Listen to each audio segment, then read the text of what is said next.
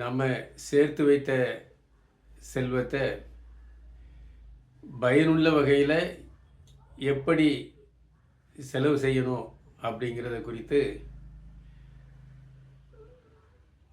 அவ்வை பாட்டி ஒரே வரியில் பாத்திரம் எறிந்து பிச்சை எடுங்கன்னு சொல்லிட்டு போயிட்டாங்க. திருவள்ளுவர் பெருமானும் 2 வரியில் நன்றாற்றலுள்ளும் தவறுண்டாம் அவரவர் பண்பறிந்த ஆற்றா கடை அப்படின்னு சொல்லிட்டு போயிட்டாரு. நாலடியார் என்ன சொல்றாங்க?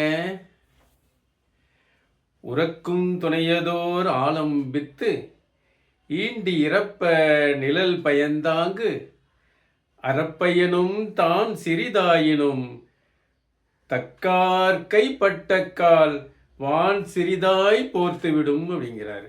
அதாவது நம்ம செய்யக்கூடிய நல்ல காரியங்கள் நல்லவர்கள் கையில் போய் சேர்ந்ததுன்னா அது நமக்கு நல்ல பயன் கிடைக்கும்.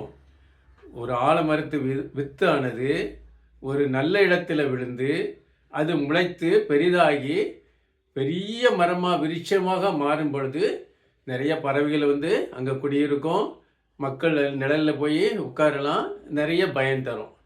அது மாதிரி நம்ம கொடுக்கக்கூடிய நற்பயன்களும் தர்மங்களும் நல்லவங்கிட்ட போய் சேரணும், ஏமாத்துறவங்கிட்ட போய் சேர்ந்துடக்கூடாது.